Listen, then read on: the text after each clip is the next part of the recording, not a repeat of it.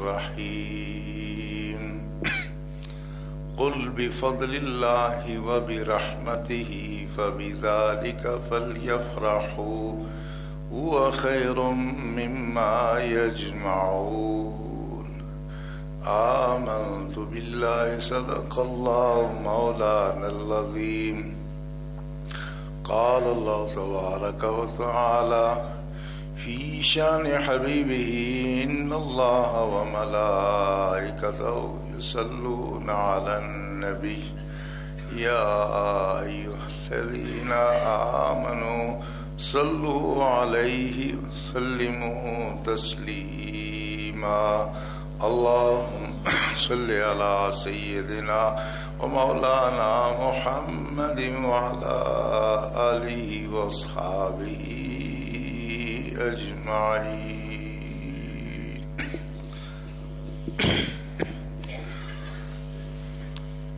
اللہ کے اسلام برادران اسلام، اسلامی کیلنڈر کے مطابق یہ مہینہ ربیع الاول شریف کا ماہ مقدس ہے، جس میں رسول اللہ صلی اللہ علیہ وسلم اس دنیا میں جلوہ فروز ہوئے۔ رسول اللہ کی تشریف آوری یہ اللہ کا صرف انسانوں پر ہی نہیں، ساری کائنات پر بہت بڑا فضل ہے۔ اور اللہ جل شانہ نے قرآن حکیم میں ارشاد فرمایا، قل اے حبیب صلی اللہ علیہ وسلم آپ فرما دیں، بفضل اللہ وبرحمتہ فبذلک فلیفرحوا، لوگوں کو چاہیے کہ اللہ کے فضل اور اس کی رحمت پر خوشی کا اظہار کریں۔ اب اگرچہ بظاہر یہ آیت ہر قسم کے فضل کو محیط ہے، یعنی ہر قسم کے فضل پر بندوں کو چاہیے کہ وہ اللہ کا شکر بجا لائیں۔ شکر کے مختلف طریقے ہو سکتے ہیں، مگر جو بھی شرعی طریقہ جائز ہے وہ سارا ہی مستحب عمل ہے۔ فَلْيَفْرَحُوا میں ہے امر، حکم ہے، لیکن یہ حکم اس کو ہم کہیں گے کہ کسی مرحلے پر یہ حکم ہے استحباب کے لیے، یعنی لوگ کریں گے تو اچھا ہے، ان کا فائدہ ہے، اللہ کی رضا اور خوشنودی حاصل ہوگی۔ اگر نہیں کریں گے تو وہ ایک سعادت سے محروم ہو جائیں گے، مگر اس کا ترک کرنا شرعاً حرام اور ناجائز نہیں ہوگا۔ بعض دفعہ امر آتا ہے وجوب کے لیے کہ ہر صورت میں یہ کام کریں۔ تو رسول اللہ صلی اللہ علیہ وسلم کی تشریف آوری کے حوالے سے یہ جو آیت ہے، پچھلی آیت کو ملا کر کے اگر پڑھا جائے تو اس سے پتہ چلتا ہے کہ یہاں اس فضل اور رحمت سے خاص رسول اللہ کی ذات ہی مراد ہے۔ پچھلی آیت میں اللہ جل شانہ نے ارشاد فرمایا یا ایھا الناس، اب اس میں خطاب انسانیت کو ہے، صرف مسلمانوں کو نہیں۔ یا ایھا الناس، اے لوگ، قد جاءتکم موعظۃ من ربکم وشفاء لما فی الصدور، اے لوگو تمہارے پاس اللہ کی طرف سے ایک نصیحت آ گئی ہے، وشفاء لما فی الصدور، ایسی چیز آ گئی ہے جو تمہارے سینوں کی صفائی کا سبب ہے، وہدی ورحمۃ للمؤمنین، وہ ہدایت بھی ہے اور رحمت بھی ہے مومنوں کے لیے۔ اس آیت کے فوراً بعد فرمایا قل، اے حبیب آپ اعلان فرما دیں۔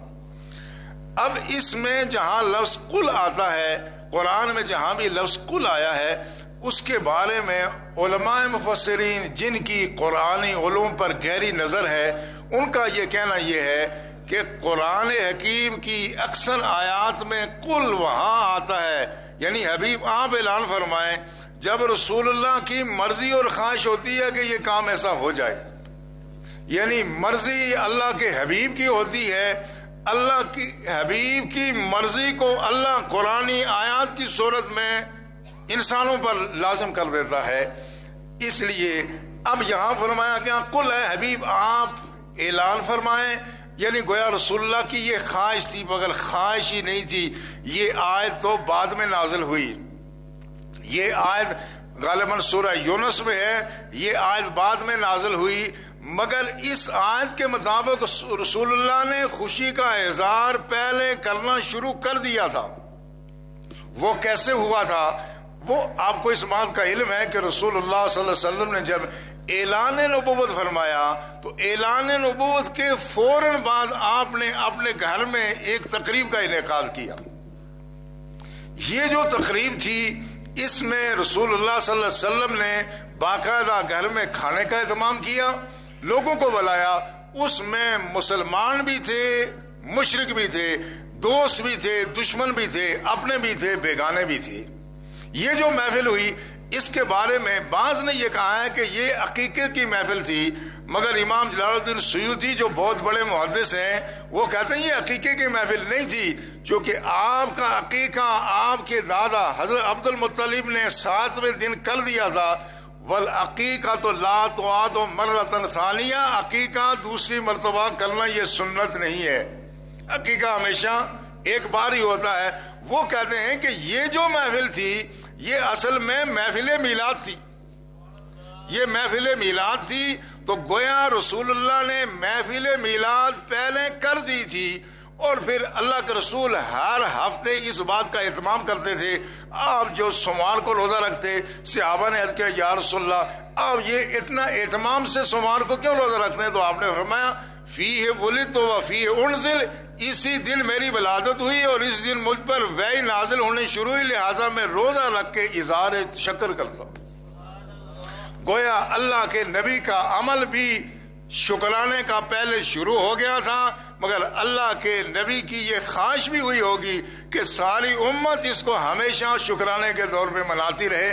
تو اللہ نے قرآن میں فرمایا قل، آپ ارشاد فرمائیں، آپ اعلان فرمائیں بفضل اللہ و رحمتہ، اللہ کے فضل اور رحمت پہ فبذالک فلیفرحوا، لوگوں کو چاہیے کہ خوشی منائیں۔ یہاں علماء کی خاطر بات کرتا ہوں، اور عوام الناس بھی ماشاءاللہ ہمارے بہت توجہ سے بات سنتے ہیں، یہ بعض دفعہ علماء سے زیادہ بات سمجھ جاتے ہیں۔ اب یہاں دو چیزیں، کیا چیزیں؟ قل فرما دیں بفضل اللہ، اللہ کا فضل، وبرحمتہ، اور اللہ کی رحمت، دو چیزیں، اللہ کے فضل اور رحمت۔ اب عربی قاعدے کے مطابق ذالے کا ایک کے لیے آتا ہے اور رانے کا آتا ہے دو کے لیے۔ یہاں ہیں چیزیں دو، کون سی؟ فضل بھی اور رحمت بھی۔ عربی قاعدے کے مطابق آگے رانے کا آنا چاہیے کہ ان دونوں پر لوگوں کو خوشی کا اظہار کرنا چاہیے، لیکن عجیب بات یہ ہے کہ اس میں اشارہ واحد کا استعمال ہوا، حالانکہ جو پیچھے جو چیزیں ہیں وہ دو ہیں، فضل بھی ہے اور رحمت بھی ہے۔ اس سے یہ معلوم ہوتا ہے رب کی ذات یہ بتا رہی ہے کہ اس فضل اور رحمت سے یہاں عام فضل اور رحمت مراد نہیں ہے، اس سے وہ مراد ہے جو فضل بھی وہی ہے اور رحمت بھی وہی ہے، اور میرا حبیب صلی اللہ علیہ وسلم ہے۔ یہ ہدایت ان کے دامن سے وابستہ ہے۔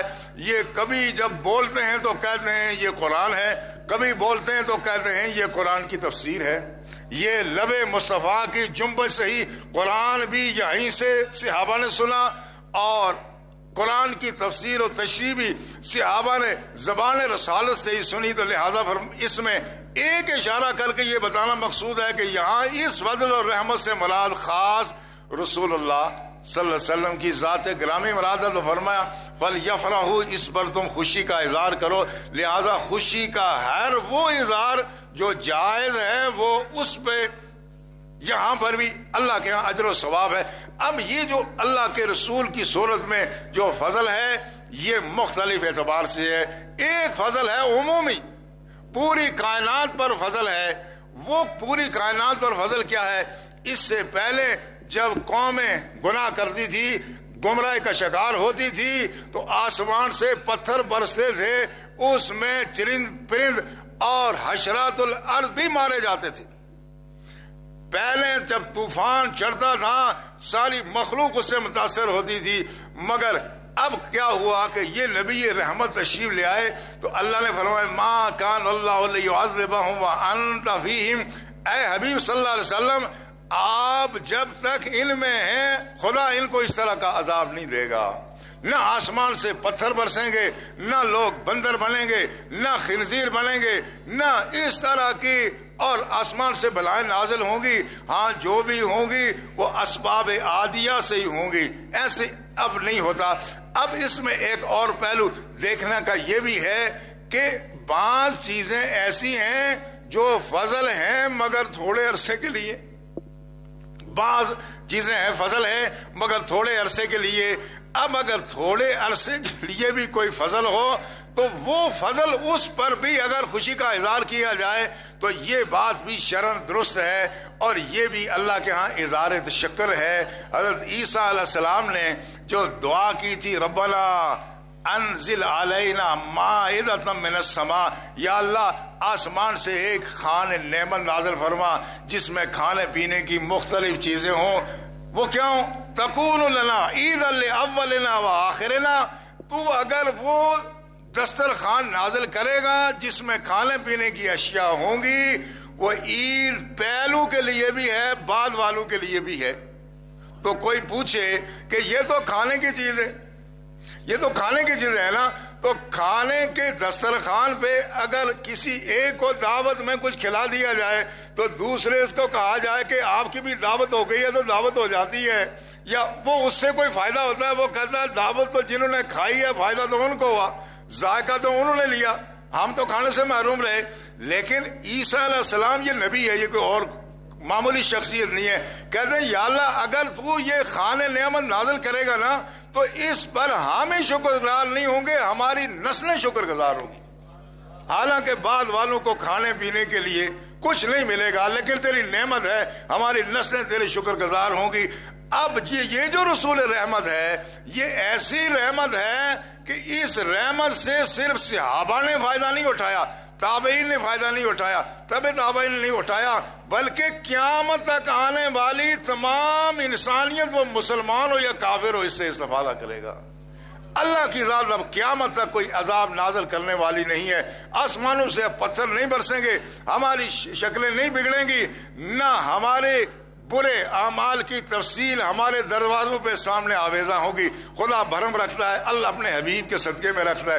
تو یہ ایسا فضل ہے کہ جس کا فیض قیامت تک جاری و ساری ہے، لہذا اس پر بدرجہ اولا خوشی منانے کی ضرورت ہے۔ لیکن ایک فضل وہ ہے جو ساری انسانیت پہ ہے، ایک ساری مخلوق پہ ہے۔ انسانیت پر فضل کیا ہے؟ انسانیت پر فضل یہ ہے کہ اب رسول اللہ صلی اللہ علیہ وسلم جو تشریف لے آئے تو ہر شخص کے لیے ہدایت کا سامان موجود ہے، ہر شخص کے لیے ہدایت کا سامان موجود ہے۔ اس سے بڑھ کے کیا اسلام کی عظمت ہو سکتی ہے، اور مسلمانوں کے لیے اس سے زیادہ کیا فخر کی بات ہو سکتی ہے؟ اللہ اس قرآن کے لیے اور اپنے حبیب کے لیے فرماتا ہے کہ یہ کون سی چیز ہے؟ شفاء لما فی الصدور، یہ جو سینے میں جو کچھ ہے نا اس کی شفا میرے حبیب کے در پہ ہے۔ ہمارے سینوں میں کیا ہے؟ یہ دل کی یہ اصطلاح استعمال ہوتی ہے سمجھانے کے لیے۔ ایک ہمارا یہ ظاہری دل ہے جو ہمارے جسم میں خون سپلائی کرتا ہے، خون بھیجتا ہے، ادھر سے لیتا ہے ادھر سے پھیپھڑوں میں لے جاتا ہے، وہاں سے صفائی کرنے کے بعد پھر جسم میں بھیج دیتا ہے۔ یہ تو یہ ظاہری دل ہے۔ اس دل کی امراض لاحق ہوں تو اس سے پہلے یہ ہوتا تھا کہ اس کا علاج زیادہ اچھا کہاں ہوتا ہے؟ یہ ہوتا نا یورپ میں ہوتا تھا، اب کہتے ہیں مغربی ممالک میں اس کا علاج بہت اچھا ہوتا تھا، لیکن الحمدللہ پاکستان میں بھی کوئی اس کا علاج کم نہیں ہے۔ ہاں فرق یہ ہے یہاں کہتے ہیں کہ نرسنگ کیئر نہیں ہوتی، علاج بڑا اچھا ہوتا ہے، بعد میں دیکھ بھال ہمارے یہاں ذرا کمزور ہے، یہ الگ بات ہے، لیکن علاج یہاں بھی ہو رہا ہے۔ مگر یہ دل کو دھڑکنے والا دل، اس کا علاج آج مغرب ممالک میں پھر بھی ہم سے اچھا ہے، مگر جو دل کے اندر انسان کی سوچ اور فکر ہے، جو عقیدہ ہے، اس کا علاج روئے زمین میں مکہ المکرمہ اور مدینہ المنورہ کے علاوہ کہیں نہیں ہوتا، اس کا علاج کہیں نہیں ہوتا۔ اس لیے کوئی ترقی یافتہ ملک کا آدمی ہو یا پسماندہ کا ہو، وہ سپر کنٹری کا اگر جس سپر پاور کا بھی کوئی شہری اگر دل کا روحانی علاج کرانا چاہے تو اس کو گنبد خضرا کے مخی کی طرف رجوع کرنا پڑتا ہے، چونکہ اس کا علاج دنیا میں کہیں نہیں ہو رہا ہے۔ یہ علاج ہمارے پاس ہے. اللہ کے حبیب نے اس کا علاج کیا تو فرمایا یہ ایک ایسا فضل ہے کہ جو چاہے اس سے استفادہ کر سکتا ہے. لیکن آگے فرمایا کہ آپ مومنوں سے یہ کہیں, مومنوں کے لیے حکم ہے کہ مومنوں پر خدا کا دوسرا کیا فضل ہے. کافروں پر, غیر مسلموں پر فضل یہ ہے کہ ہدایت کا سامان موجود ہے, لیکن مومنوں پر خدا کا فضل یہ ہے ہدایت کا سامان نہیں, خدا نے ہدایت کی توفیق بھی عطا فرمائی ہے. کافروں کو ہدایت کا سامان ضرور موجود تھا, وہ استفادہ نہ کر سکے, مگر اہل ایمان پر رب کا فضل یہ ہے کہ اللہ کے فضل و احسان سے اہل ایمان اس سے استفادہ کر رہے ہیں, اور جو استفادہ کر رہے ہیں اس کے نتیجے میں جو باقی جتنی بھی چیزیں ہیں وہ ان کے لیے فضل بن گئی ہیں. ہدایت کے نتیجے میں آج ہم فضل کس کو سمجھتے ہیں؟ ہم فضل سمجھتے ہیں ہم اگر صحت مند ہیں اور ہمارے اعضاء و جوارح صحیح کام کر رہے ہیں تو ہم کہتے ہیں ہم یہ بڑا فضل ہے. اور سچ بھی ہے, کہتے ہیں ہیلتھ از ویلتھ, تندرستی ہزار نعمت ہے. یہ بات درست ہے نا, اللہ کا فضل, صحت بھی خدا کے فضلوں میں سے بہت بڑا فضل ہے. اور کیا فضل ہے؟ یہ دولت, یہ بھی اللہ کا فضل ہے, اور اولاد بھی رب کا فضل ہے, ماں باپ کا ٹھنڈا سایہ رب کا فضل ہے. یہ ساری چیزیں رب کا فضل ہے, اس میں کوئی کلام نہیں ہے. لیکن اگر نبی کی ذات موجود نہ ہو تو نہ صحت فضل ہے, نہ اولاد فضل ہے, نہ والدین فضل ہے, نہ دولت فضل ہے. یہ جتنے فضل ہیں یہ فضل اس لیے ہیں کہ وہ فضل والا ہے. اس نے ہمیں وہ راستہ بتایا, اس نے ہمیں وہ طریقہ بتایا جس کے نتیجے میں یہ سارے فضل بن رہے ہیں. ورنہ یہی نعمتیں, کیا یہ ساری چیزیں غیر مسلموں کے پاس نہیں ہیں؟ سب غیر مسلموں کے پاس بھی یہ ہے. تو پھر مسلمان میں اور غیر مسلم میں فرق کیا ہے؟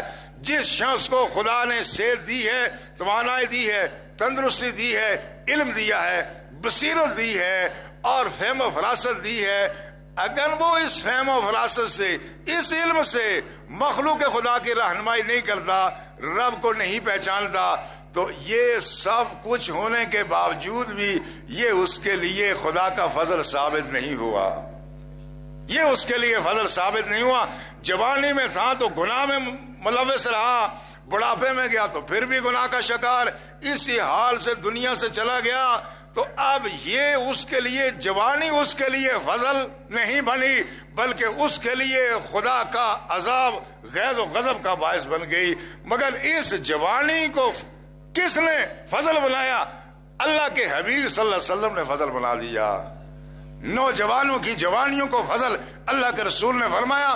اللہ کے رسول نے ارشاد فرمایا بروز حشر 10 افراد ایسے ہوں گے جو خدا کے سائے میں ہوں گے, باقی سارے لوگ اس فضا میں تڑپ رہے ہوں گے, گرمی سے بے چین اور بے قرار ہوں گے. تو فرمایا شاب نشا فی عبادت اللہ, ایسا نوجوان جس کی جوانی کا آغاز خدا کی عبادت سے ہوا. یہ عبادت کس چیز کا نام ہے؟ عبادت کرنا کس نے بتایا؟ عبادت کے انداز کس نے بتائے؟ عبادت کا انداز اور طریقہ کس نے بتایا؟ رسول اللہ نے بتایا نا. فرمایا صلو کما رأیتمونی اصلی, ایسی عبادت کرو, نماز میں ایسے نماز ادا کرو جیسے میں نے ادا کرتا ہوں. طریقہ کس نے بتایا؟ اللہ کے رسول نے بتایا نا. یہ روزوں کا طریقہ کس نے بتایا؟ خدا کے رسول نے بتایا. اللہ کے رسول نے وہ گر بتا دیا کہ نوجوان کی جوانی وہ اس کے لیے خدا کی رحمت بن گئی. اور اللہ فرماتا ہے بروز حشر عبادت سے جوانی کا آغاز کرنے والا شخص ایسا ہوگا, اللہ فرماتا ہے میں قیامت کے دن اپنا سایہ, اپنی سایہ رحمت میں اس کو لے لوں گا. تو جوانیوں کو فضل بنایا اللہ کے حبیب صلی اللہ علیہ وسلم نے. اس کے مقابلے وہ نوجوان جس کی ساری جوانی اسی طرح سے گزر گئی ہے, خدا کی معصیت میں, نافرمانی میں, حرام کاموں میں, وہ جوانی اس کے لیے فضل نہیں ہے. اولاد فضل ہے, مگر یہ اولاد کو فضل کس نے بنایا؟ یہ اللہ کے حبیب صلی اللہ علیہ وسلم نے فضل بنایا. اللہ کے حبیب اگر درمیان میں نہ ہوں تو محض اولاد کی پرورش کیا کوئی نجات کا ذریعہ ہے؟ پر رسول اللہ صلی اللہ علیہ وسلم درمیان میں آئے. یہی نہیں، وہ جن پر والدین بھی رحم نہیں کرتے تھے جاہلیت میں بیٹیوں پر، رسول اللہ صلی اللہ علیہ وسلم نے ایک دفعہ انگلی ایسے کی، کہا یہ جو 2 انگلیاں ہیں وہ شخص جس کو خدا نے بہنیں عطا فرمائی، 3 بہنیں عطا فرمائی، ایک روایت میں 2 کا بھی ذکر ہے، بیٹیاں عطا فرمائی، اللہ نے اسے اگر یہ نعمت عطا فرمائی، اس نے بیٹوں کو ترجیح نہیں دی ان پر، ان بیٹیوں یا بہنوں کی پرورش بھی کی، تربیت بھی کی، ان کو بیاہ دیا تو فرمایا بروز حشر وہ میرے اتنا قریب ہوگا جس طرح 2 انگلیاں ایک دوسرے کے قریب ہوتی ہے. آپ نے دیکھا اولاد ہے، بہنیں ہیں، بیٹیاں ہیں، مگر یہ بیٹیاں غیر مسلم کے لیے خدا کا فضل ثابت نہیں ہوئی، بلکہ یہی بیٹیاں بیٹے بروز حشر ان کے خلاف یہ دعویٰ دائر کریں گے کہ یا اللہ ان ہمارے ماں باپ نے ہمیں گمراہ کیا تھا، انہوں نے ہمیں تربیت صحیح نہیں دی، ورنہ ہم بھی آج جہنم کا ایندھن نہیں بنتے. یا اللہ ان کو دوہرا عذاب دے، چونکہ انہوں نے خود بھی گناہ کیے، ہمیں بھی گناہ سے بچنے کی تاکید نہ کی. تو آپ دیکھیں یہ فضل کیسے ہوا، یہ اولاد فضل بن گئی اللہ کی رحمت سے، اپنے حبیب صلی اللہ علیہ وسلم کے صدق سے. لہذا یہ والدین ہیں، والدین کو کس نے فضل بنایا؟ سب کے والدین ہیں، مگر رسول اللہ نے فرمایا جو شخص ماں باپ کے چہرے پہ محبت کی نظر ڈالے خدا اس کو عمرے اور حج کے برابر ثواب عطا فرماتا ہے. یہ کس نے بتا دیا؟ سارے ہی اپنے والدین کو دیکھتے ہیں اور اس میں، لیکن اب یہ ساری چیزیں رسول اللہ صلی اللہ علیہ وسلم کی برکت سے ہوئی ہیں. یہ ایک پرچہ بھی مجھے دیا گیا ہے، ایک یہ ہے کہ میلاد کے لنگر کے حوالے سے الحمدللہ میلاد کے اس دن جمعے کو ہی میلاد شریف کا پروگرام ہو رہا ہے. آپ بھرپور اس میں خوشی کا اظہار بھی انشاءاللہ کریں گے. یہ اس کا پروگرام یہ ہے کہ 29 اکتوبر 11 ربیع الاول کو بروز جمعرات بعد نماز ظہر 2:30 بجے سپلائی بازار سے موٹر کار ریلی ہوگی، اس میں بھی آپ شرکت کریں. اور 12 ربیع الاول شریف کو بھی سپلائی بازار غوثیہ مسجد سے 10 بجے انشاءاللہ میلاد شریف کا جلوس نکلے گا اور وہ یہاں کے اسی مسجد میں اختتام پذیر ہوگا.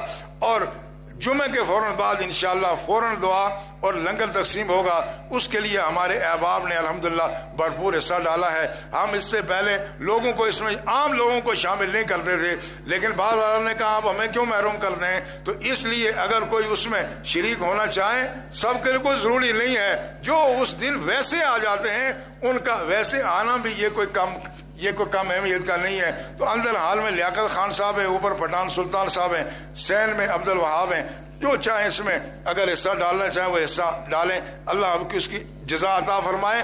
تو میں عرض یہ کر رہا تھا یہ جتنی چیزیں ہیں یہ سارے فضل کس کے صدق سے بنے؟ رسول اللہ صلی اللہ علیہ وسلم کے فیضان سے بنے، ان کے صدق سے بنے. تو اللہ نے فرمایا اللہ کے فضل اور اللہ کے رحمت پر خوشی کا اظہار کیا کرو. یہ نمازیں اس کے الگ ہیں، یہ روزے الگ ہیں، حج الگ ہے، زکوٰۃ الگ ہے، یہ قرآن پاک کی تلاوت، یہ ساری عبادات الگ ہیں. اس کا میں آئندہ کسی تفصیل سے کسی نشست میں ذکر کروں گا.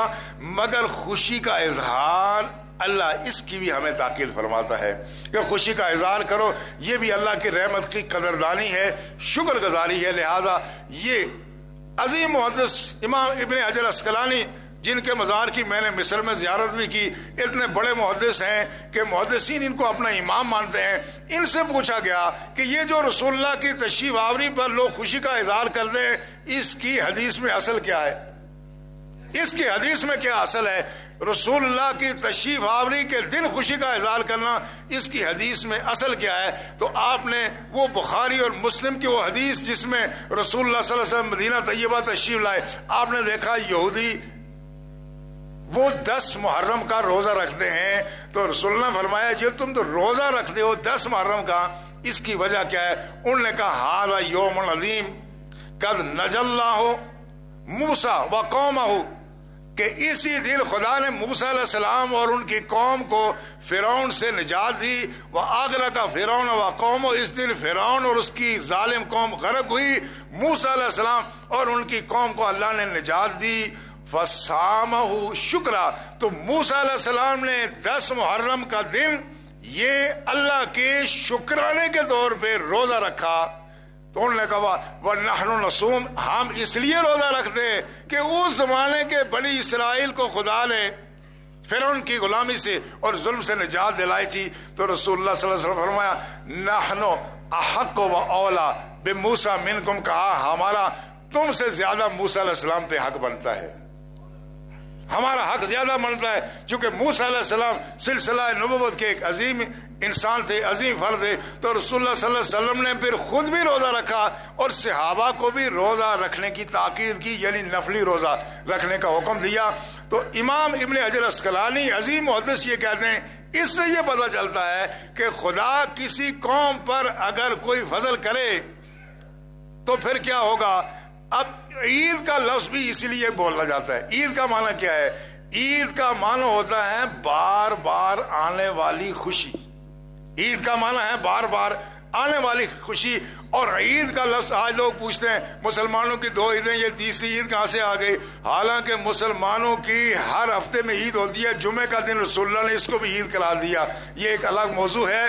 لیکن یہ جو عید کا لفظ ہے یہ سب سے پہلے باقاعدہ امام ابن حجر عسقلانی نے استعمال کیا. وہ کہتے ہیں چونکہ جب وہ دن واپس آتا ہے 10 محرم جب آتا ہے، حالانکہ موسیٰ علیہ السلام اور ان کی قوم کو غلامی سے نجات ملے ہوئے ہزاروں سال گزر گئے، مگر رسول نے فرمایا ہم بھی اس دن روزہ رکھیں گے چونکہ اللہ نے ایک نبی اور اس کی قوم پر احسان فرمایا، نجات دی. تو امام ابن حجر فرماتے ہیں کہ رسول اللہ کی تشریف آوری سے بڑھ کر خدا کی کون سی نعمت ہوگی. یہ رسول تشریف لائے تو قیامت تک لوگوں کو غلامی سے نجات ملی، انسانوں کو انسانوں کی غلامی سے نجات ملی، آسمانوں سے نازل ہونے والے عذابوں سے نجات ملی، اور انسانی زندگی یہ قیمتی خزانہ بن گئی. تو امام کہتے ہیں کہ پھر اس سے معلوم ہوتا ہے کسی قوم پر خدا احسان کرے تو جب وہ سال کے بعد دن آئے تو اس دن وہ قوم خوشی کا اظہار کرے.